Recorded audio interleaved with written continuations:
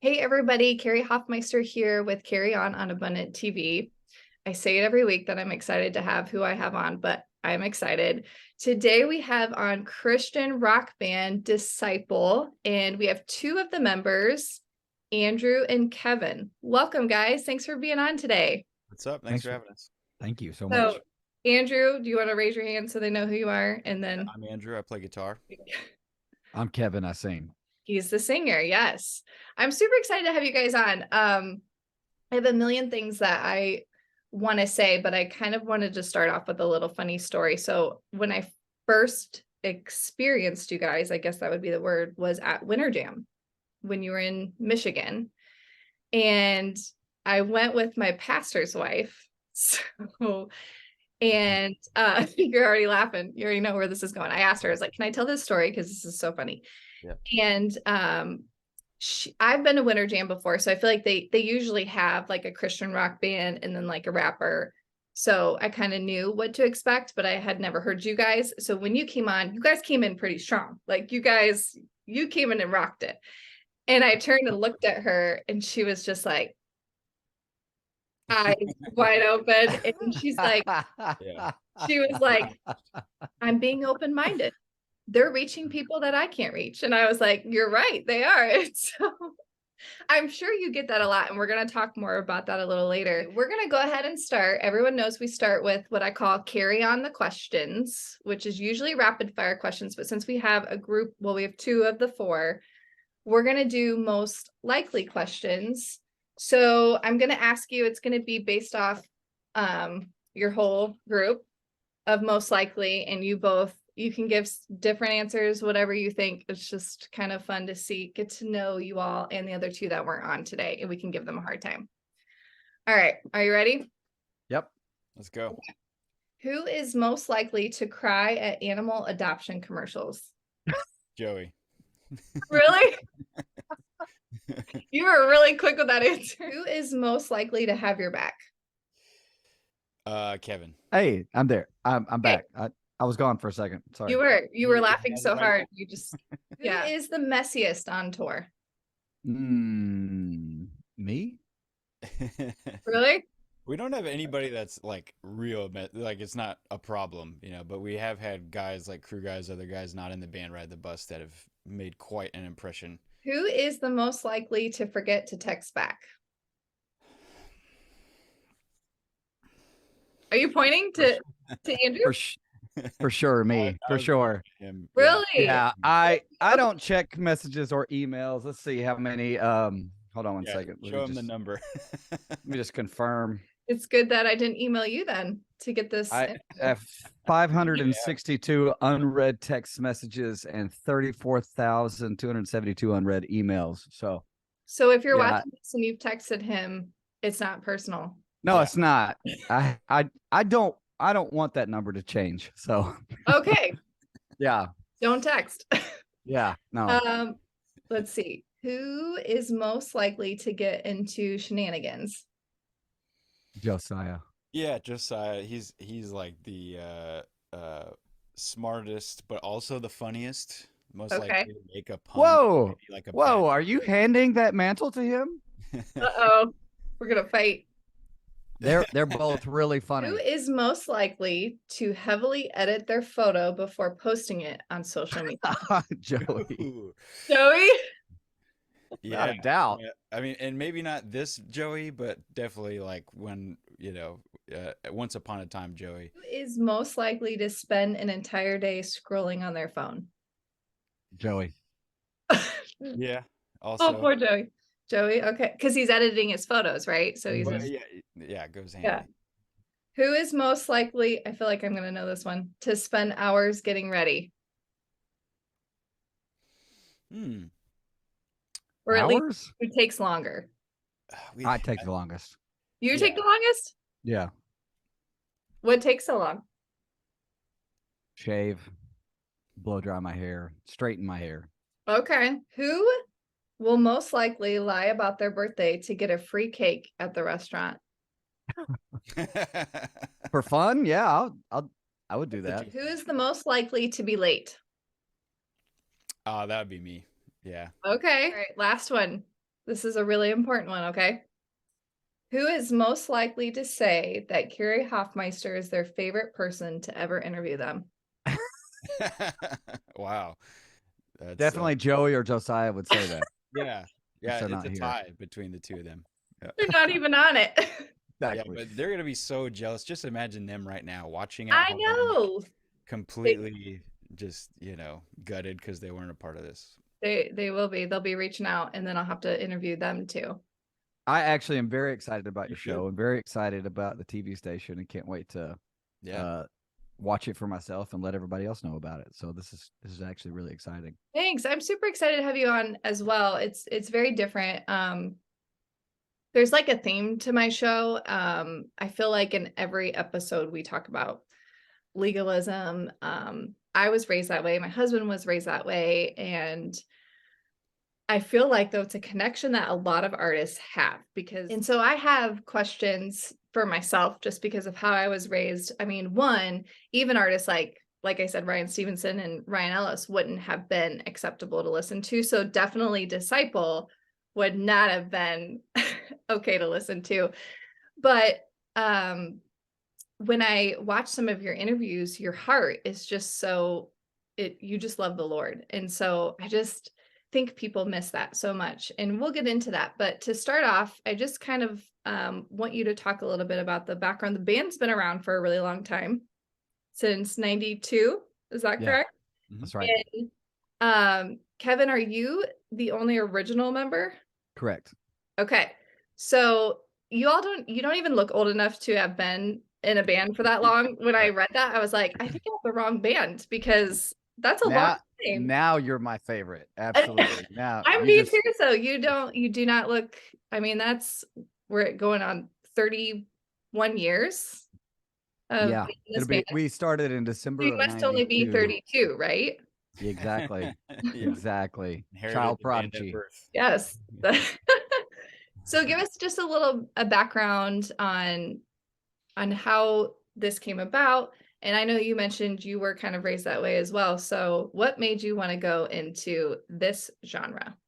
I can give you the shortest version, which is not that short, but I'll do my best. My youth pastor gave me a Christian metal cassette tape in the late '80s of a band called White Cross, and my mom was very upset because Christian rock in the '80s was satanic, as Mhm. everything was satanic in the '80s.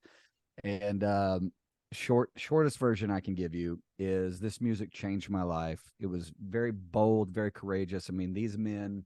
Um, I was almost instantly introduced to a band called Petra and then a band called Striper.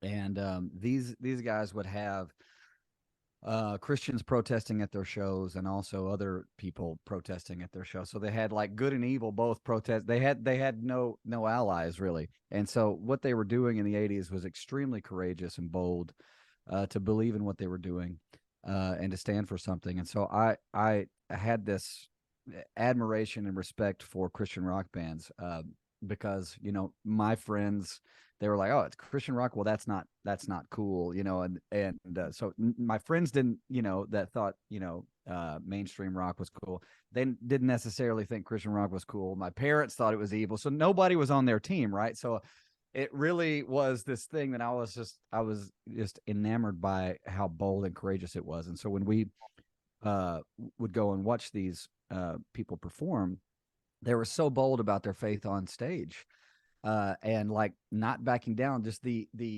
amount of courage that it would take to know that there's all these people that are going to be like, you know, thinking that you're insane for saying this, and they're going to say it anyway. Yeah. And I took my mom to a Petra show. It was like 1991 or 92, and it's 90, excuse me, 90. And they gave an altar call, and it allowed people to come forward and pray to receive Christ. And about 400 people came forward and gave their life to Christ. And my mom leaned over and in my ear, and she whispered, she's like, I get it now. And this person who was completely against it, completely like trying to get me, to stop listening to this kind of music, saw it firsthand. These people reaching, kids that the church couldn't reach, and people giving their life to Christ. And It's just obviously at an early age, there was just this pull to music. My father was a choir director. I was singing in church from the age of 5, and then being introduced to this type of music, and meeting other guys in school that were into music, and just they were like, "We need a singer." I was like, "I'll do it." I mean, it was almost just right place, right time, all the time. God just having me in the right place, the right moment for every single thing, almost every single thing that's ever happened to us. Even getting our first record deal, just another long story, but that's how it started. Just some friends in school playing music together, and I knew that there was only one thing I was going to sing about, and that was Jesus. And the reason being was it impacted and changed my life, and that's what I wanted to do for him. That's awesome. Was that a genre that you listened to before you were given that? No. Didn't know it even existed. Wow. That's so crazy. Christian rock doesn't find you. You have to come find it. That is true. That is Yeah, true. it's one of those things that you kind of stumble upon, or somebody introduces you to, or you show up at Winter Jam and you're like, I didn't know I signed up for this. That's one of the only times we get to surprise people is a tour like Winter Jam. So I'm glad that You guys killed it though. I mean, I feel like that crowd went nuts and like just worshiping the Lord. Like you guys did a great job. And thank you. yeah, one of my favorites is Erase, one of my favorite songs. So you mentioned these other bands that you liked. They had protesters at their show. Have you ever experienced that with Disciple or? A very, very small amount of times. Okay. And we're almost excited when it does happen. We're like, yay, finally, because these men that kind of paved the way for us, we've had the opportunity to become friends with most of them now, and which is insane to meet your heroes, and then not just meet them but then get to know them. They did all the heavy lifting. There are occasions where people will come out and protest, and we had some at Winter Jam for sure. We've had some at our shows for really? sure. But yeah, absolutely. But nothing like what it once was. And so we're real thankful for what they went through to give us the opportunity to. We basically play with almost no resistance, and it's nice to have the support of the churches that we play, and the communities that we play. It's a really great thing. But we kind of do get excited when somebody comes to protest. So if somebody's watching this and feels the need, please come out. You'll make us feel good. The last thing I'll say, because I can get long-winded, is just music also has a way of emotionally breaking down walls that nothing else can. I can speak to somebody, I can say some words, and they might mean something, but if those words are sung to someone in a song, it has the ability. People who are struggling with depression or anxiety or thoughts of suicide, I can tell them the truth, and it might mean something. But if I sing those words to them, it has this way of just penetrating those walls and the armor of our heart to where people can hear it with their soul. And all of us have experienced, music in that way. And it's from heavy music to soft music to any type of style of music. And we know that, we realize it, and we've combined two of the most powerful forces in the universe, which is the power of music and the power of the gospel of Jesus Christ. And, we think we have a pretty special thing. And so we believe in it. We believe in what we're doing, and we get to see the fruit of it all the time. And it's kind of, it's a beautiful thing. I think what I love about music too, and also like the freedom of Christ and being a Christian, is that we are also different, and we have different tastes. We have different fashion tastes. We have different music taste. You reach people that other people could never reach. And so if we're to say, oh, you can't have Christian rock, well, then they're going to go listen to other rock bands and get, that. And so, and I loved when my pastor's wife, she's so open, and she has taught me a lot about just really just seeing people for who they are in their hearts. And that's what truly is matters, is where is their heart at? And, it may not have been something she would listen to, but she said, I'm open because they're reaching people. And you just look at the audience. Like I remember at one point when you guys were singing, I literally just turned around and looked at the audience and was like, wow, like they're worshiping the Lord. They're having the best time. They could be doing something else than being here worshiping God. And so so many people get it so wrong. And we, like I said, are just so focused on, oh, they have long hair, or they're rocking, or they're singing angry. What are they angry at? Well, actually, they're angry at the devil. Like, you know what I mean? It's not like anger in their hearts. They're mad at sin. They're mad at the devil. And so if you would just actually, and so I love the story about your mom, because that takes a lot, to be so open-minded. And that's a good mom right there, to be like, I tell go. I tell people this all the time. There's uh, almost every show, every other show, there's a parent or a concerned grandparent that comes up to us and says, "Hey, I don't know about you guys, and I don't my son or grandchild's into your music, and I'm just here to whatever." And I'm like, thank you, because here's the thing: which one would you rather have? A parent that just kind of just lets you go and do whatever you want, or you actually care about your kid? Mm-hmm. And so my mom, as legalistic as it was, still cared about me and wasn't ready for me to ingest something that she wasn't sure if it was good or not.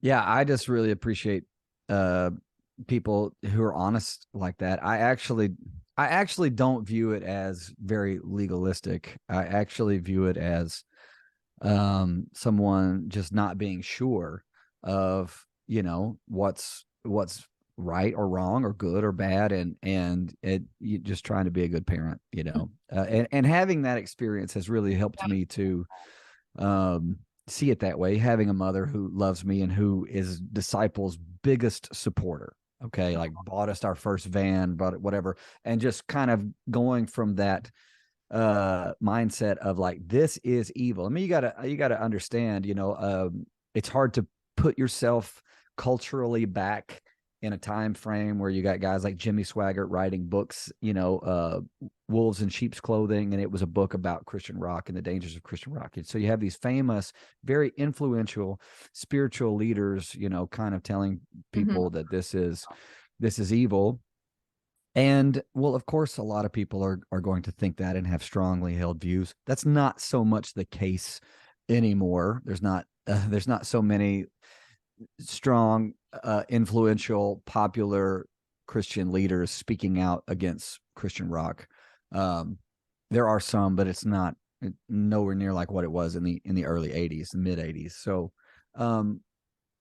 and the truth is that culture has changed so much. We have way more things to worry about now than Christian rock music, in this culture.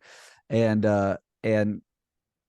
there's a verse in the Bible, it's 1 Corinthians chapter 9, where he says, "I become all things to all men, that I might by all means save some." And for us, it was that, whenever we walked into an environment where we don't look any different, where we don't sound any different, but we live differently, and we speak differently, that we let our light shine through our actions, not by what we look. Because someone wearing a 3-piece suit and all put together, it means nothing. Another verse where God says, man judges by appearance, but I judge by the heart. I look at the heart. That's kind of what we wanted to disarm, our listeners, with, to not judge us. We know that Christians are going to judge us by our appearance, but we want, lost people to not judge us by our appearance. We want them to be disarmed by the fact that we don't look any different than them, possibly, if they're the type of group that we're trying to reach, and see that we're different, not by the way we're dressing. We're not trying to change their outward appearance. We're trying to change, their heart, and let them know that there is a God who loves them and sent his son Jesus to die for them and wants a relationship with them. And so we're just trying to reach them, not reach them with our appearance, not reach them, with any type of thing that the world would use. We're trying to reach them, with our actions, with our heart. Yeah, With the we've been gospel. given a lot of freedom. We have freedom in Christ, and we also have freedom in our world, in our country, to say these things that we believe and do these interviews and play these shows. And that's what we want to use to do what we're passionate about. And we don't see the concern or the opposition as like something that's, like Kevin was saying, like, oh, we have to defeat that or something. That's part of the freedom, right? It's like everybody Right. gets to question it and have their feelings about it too. But our only goal is, Disciple is an entertainment, rock band. And so that's like a part of who we are and what we do and what we'll always do.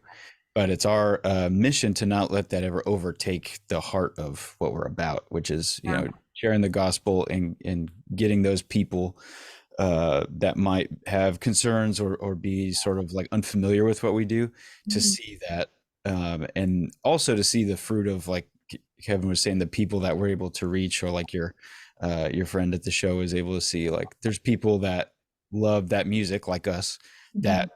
we were reached when we were young, or when we were in a vulnerable state, or when we were in crisis, where those bands and their lyrics and their shows and that community of people, and musicians and music fans, all that made a huge difference in our lives and in our spiritual place in the world. So we just want that to continue to grow and survive and endure all the changes that the music industry goes through, or that, our country and world goes through, or that the like subset of Christian rock goes through.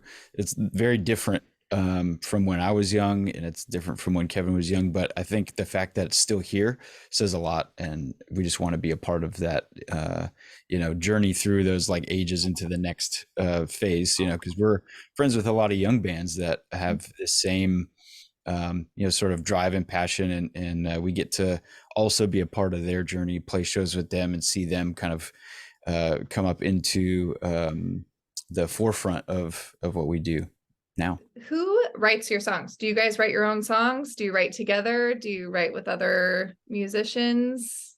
We mostly write together. Okay, your whole group. Yes. We have a new song that's out now called The Executioner. Mhm. It'll be on our new album Skeleton Psalms, that comes out at the end of April here. And that song has all these different sections. It's very cinematic and sort of, all over the place. And that's part of Josiah's writing skill and capability as the producer on the album as well.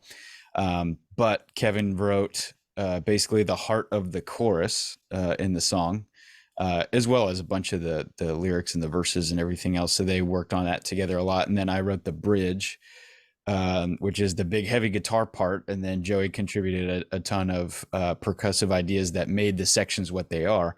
And so when that balance all comes into play, there's a really cool product that comes out, because it's everything full blast, Yeah. So we're going to go into something fun. So we talked about songwriting, and we like to play a game on here.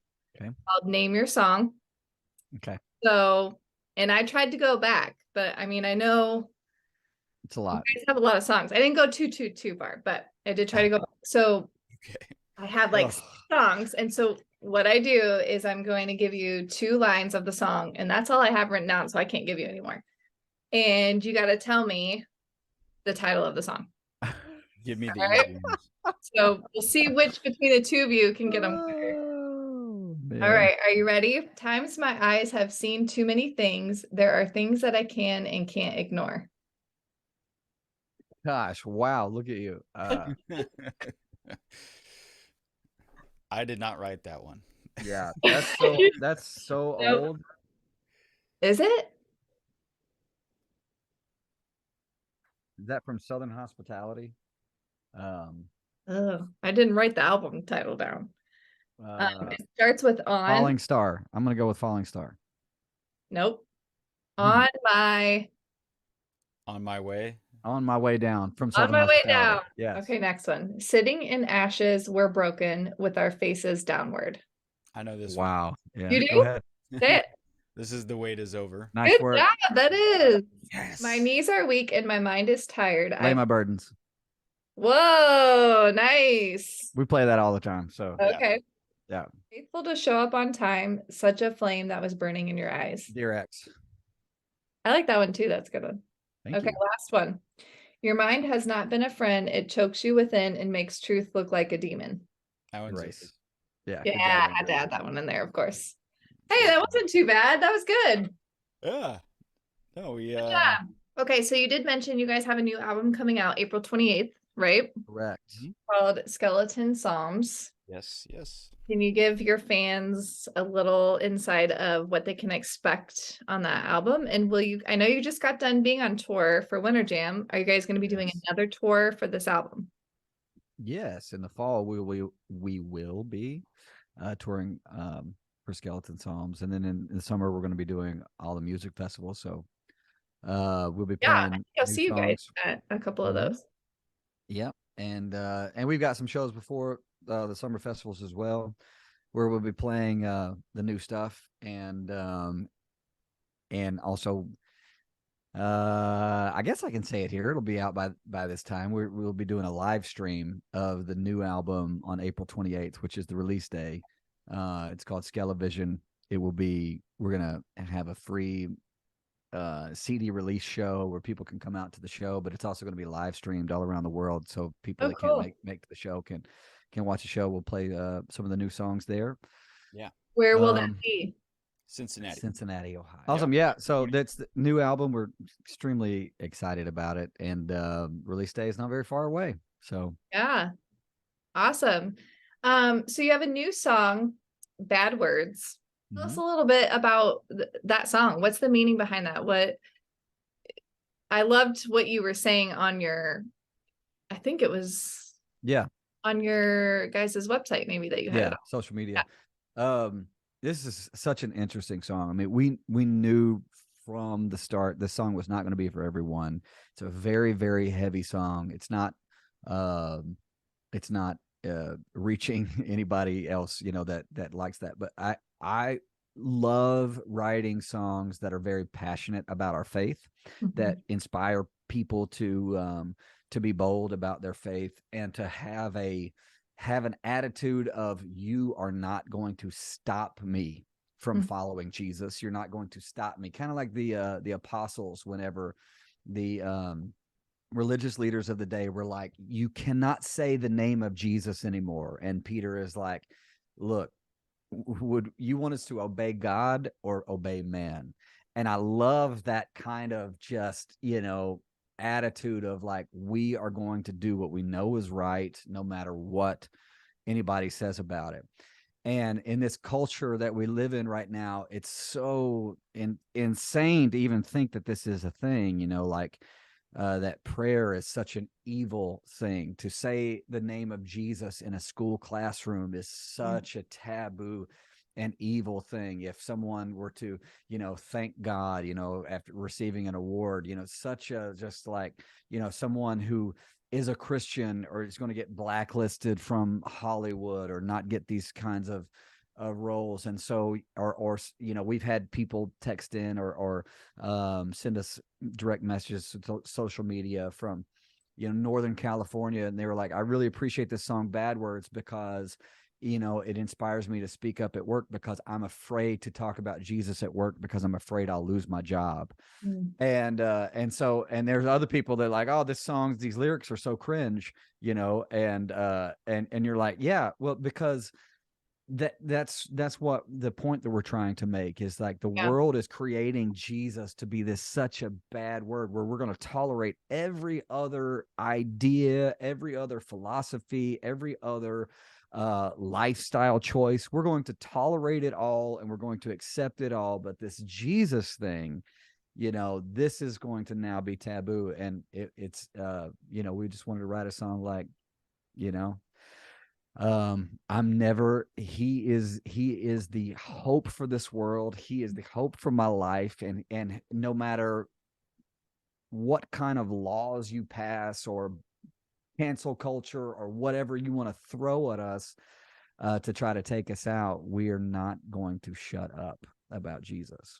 So The ultimate word, Jesus Christ. Well, thank you guys so much for being on today. It was so awesome to talk to you and just pick your brain, and thank you. So open and honest. And thank you all for watching Carrie On, and go to disciplerocks.com, check them out. You'll also be able to get to know the other guys that were able to be on here today as well. And if you can, go to their live show on April 28th, right?